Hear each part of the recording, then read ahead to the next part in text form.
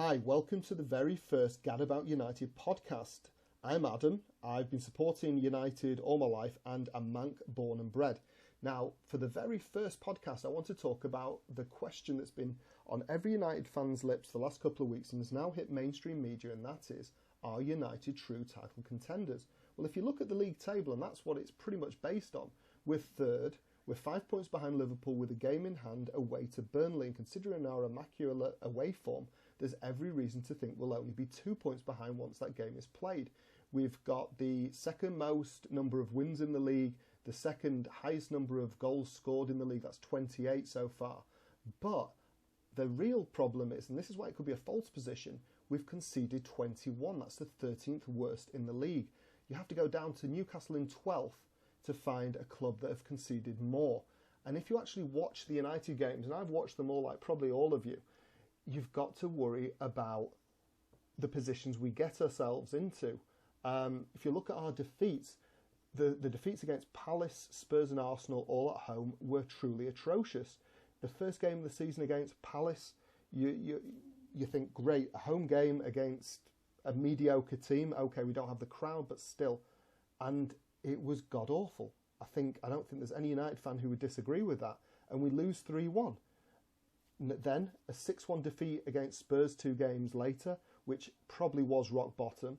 But when we thought that was rock bottom, 3 games after that, in our 6th game, we lose at home to Arsenal, which at the time, it was a terrible performance, but it was, Arsenal were doing okay. But since then, you have to question how bad we really were.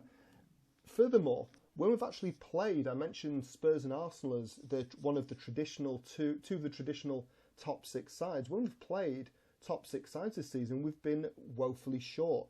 The other 2 sides we've played so far are Chelsea and City, both 0-0 draws, and both games where we were settling seemingly for a home point, when the season before we had by far the second best record against the other top 6 club.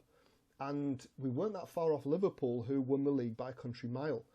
This season, we look very far off the pace, but we are beating the lower teams, which is something that we've had a problem with in recent seasons, certainly since Fergie left. But even so, you have a look at the games we won. Look at Brighton away.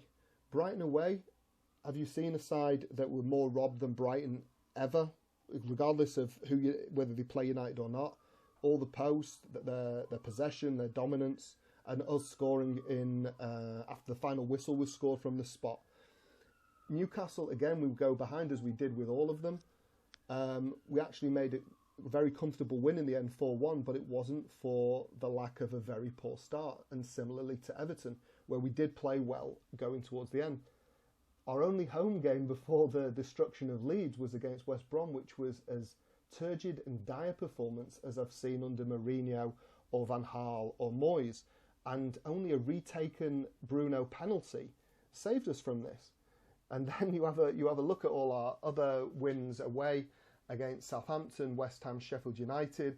Poor starts, came back into it, looked comfortable, but always looked vulnerable. Even against Leeds on the weekend, 3-0, 4-0, you weren't thinking, I really hope we get more, because Leeds can come back into this. They missed some great opportunities when we were 2 up. Despite our fantastic start, the way they play, they were always going to give us trouble, and our defence is the big problem. However, another reason why you could say United could be title contenders is we're looking to shore up our defence in January. If we can secure a quality centre-back and then drop or rotate either of Maguire or Lindelof, we could give ourselves a chance. Even bringing Twanzebe into the mix, who did pretty well when he played in Europe earlier in the season, might be an option. I don't know why Ollie's keeping him on the bench. Maybe you guys know something I don't, and what Ollie does as well. Furthermore, we're out of the Champions League. Now, that's another indication, one, that maybe we're not cut out to be title contenders, but also, we don't have that as distraction. Sure, we've got the Europa League to contend with, but we can play second string team in those games, even starting with Real Sociedad. If we don't get through against them, well, we can focus on domestic honours, especially the league. And also, if you have a look at who are the other people in the mix, Now, Liverpool aren't the side they have been in the last couple of years. Could that be because of injuries? Could that be because of the crowds, people finding them out? But they have lost 7-2 to Villa. They have dropped points in draws that you wouldn't have expected them to do last year. And they have had their injuries, which they didn't get last year. Furthermore, you have a look at City, Chelsea, Leicester, Spurs. They can beat the best, but then they come up short against lower teams. And even Spurs at home, again, what is home nowadays?